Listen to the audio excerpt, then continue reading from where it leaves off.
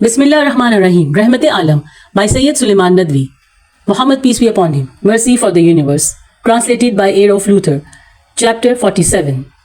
Prophets, Morals and Manners. Part 3. Sayyida, the poverty-stricken, there was no slave girl or a slave. The belt of skin had left the marks on her chest. Handmill she did grind night and day, for crushing grain to flour. Garments covered with dust, by grooming the house day and night, till she went to her father, the prophet, for seeking service of some slave. The people there did know her not, so came she home without a word. Again she went to him who said, "What has brought you, daughter, here?"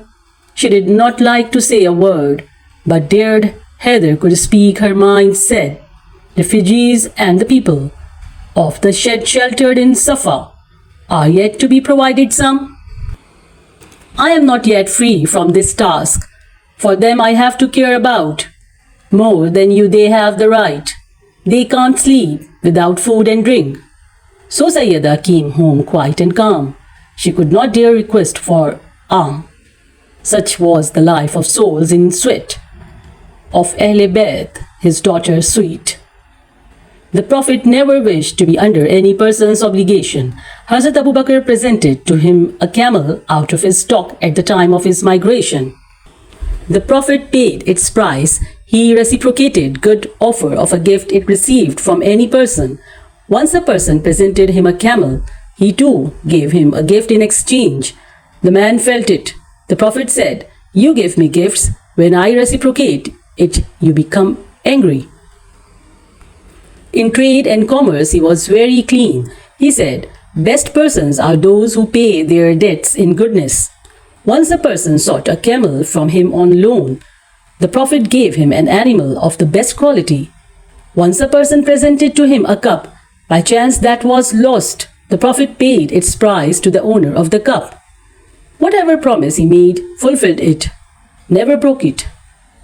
In the Hudaybiyah Treaty, there was a clause that the Muslims of Makkah, if come to Medina, should be returned to Makkans.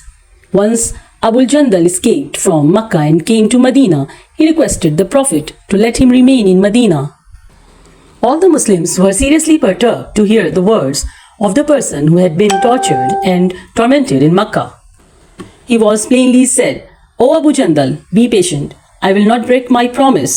God will create some way for your safety." Truthfulness was his characteristic. Even the enemies appreciated it.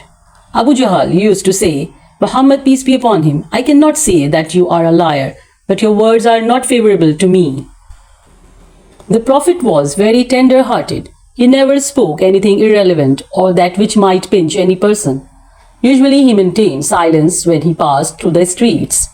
If he disliked something, he never brought it on his lips. Its signs were visible on his face. He was steadfast in his work. If he determined to do a thing, he did not rest calm unless that was finalized. During the Uhud war, he consulted the companions, and everyone suggested for an offensive. He put on his coat of mail. Now they requested him not to proceed further, but he said, "Now I cannot take off the coat of mail."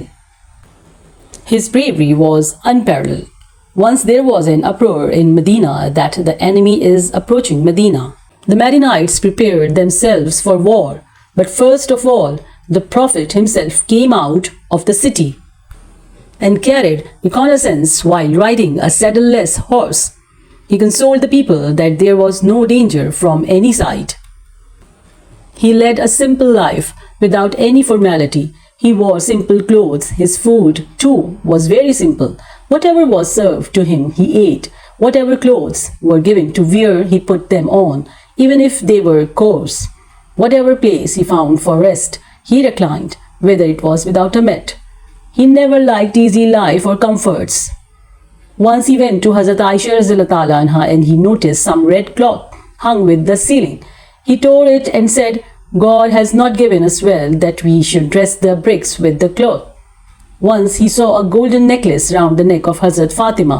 He said to her, "Don't you feel it ill that the people say the Prophet's daughter is wearing a garland of fire round her neck?" In spite of the fact that he had no interest for the worldly life, but he did not abhor it. Sometimes he talked of many interesting things of the world.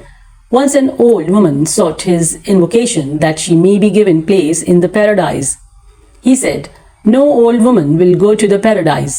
She was much aggrieved and went away. The Prophet asked the companions to convey to her, "Old women will not go to paradise, they will be transmuted to young ones and then enter the paradise." Some people wanted to continue their prayers and fasts day and night. The Prophet, considering their responsibilities towards their families, refused their request to adhere to prayers during the night and fast during the day. Abdullah bin Amr had determined to keep fast during the day and remain devoted to God during the night. The Prophet called for him and inquired from him if that was correct, what he had heard.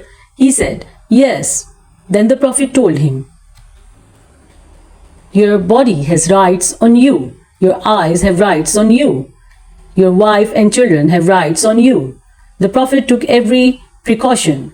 Whenever he went to anybody's house, he used to stand on one side of the door and then sought his permission. He did not stand in front of the house, lest a female inside the house may be visible to him. To be continued. Jazakallah. Narrated by Sabine Abbas.